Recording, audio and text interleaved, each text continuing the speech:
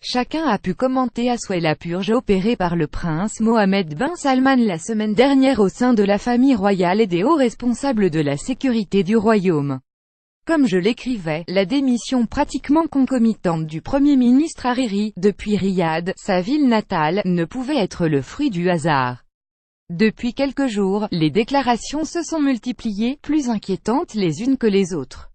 Monsieur Nasrallah, figure emblématique du Hezbollah libanais, a d'abord condamné cette démission téléguidée, d'après lui par Mohammed bin Salman, comme portant atteinte à la souveraineté du Liban, puis les autres leaders de la région ont exprimé leurs inquiétudes. Inquiétude de voir le Liban déstabilisé de nouveau, en proie à des démons, les siens mais aussi ceux de ses voisins qui depuis plus de 40 ans règlent leurs différends dans le pays du Cèdre. Et voilà bien ce qui se profile. Les déclarations multiples et publiques de responsables saoudiens, affirmant que le Liban avait déclaré la guerre au royaume, ne font sourire personne. Cette affirmation est surréaliste. Comment ce pays à peine remis de mois d'instabilité, choqué par la démission annoncée de son premier ministre emblématique, comment le Liban pourra-t-il penser à déclarer la guerre à l'Arabie Saoudite? L'Arabie Saoudite, ami qui devait contribuer financièrement à son équipement militaire l'an dernier pour des centaines de millions, gelé par suite de la politique de Saad Hariri, trop complaisante d'après elle à l'égard du Hezbollah. Tout ceci n'a aucun sens sauf si l'on considère le Liban par extrapolation et fantasme comme un proxy chiite de l'Iran.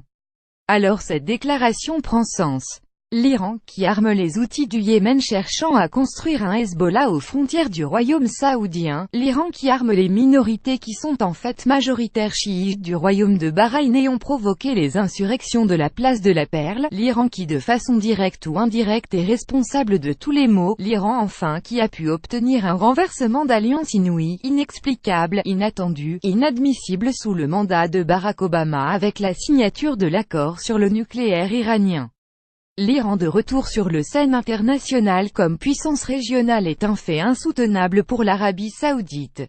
L'Iran qui manipule, arme et actionne le Hezbollah au Liban, l'Iran ceste le Hezbollah ceste le Liban.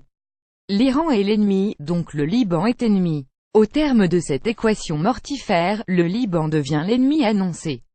Des rumeurs circulent à Beyrouth ce matin sur un bref passage de Saad Hariri qui présenterait sa démission avant d'annuler son retrait de la vie politique et de s'exiler en France, tout comme on parle de la volonté de Mohammed bin Salman de le remplacer à la tête du courant du futur par son frère aîné Baha, dont le profil est bien plus proche du sien.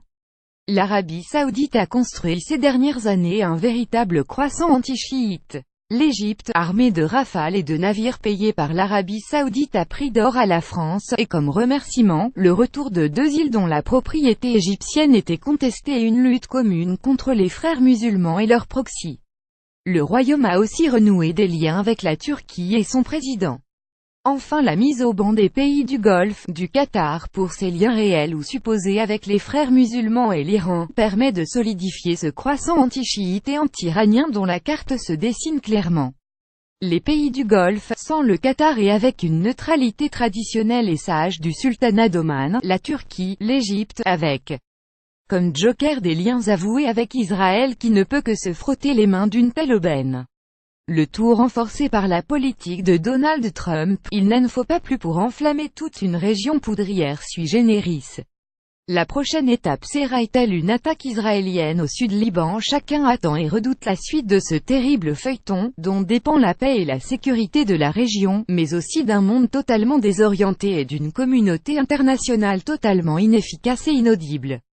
Dans ce jeu perdant-perdant, la France peut et doit intervenir rapidement, prendre attache des parties concernées et se poser clairement comme défenseur de l'intégrité territoriale du Liban.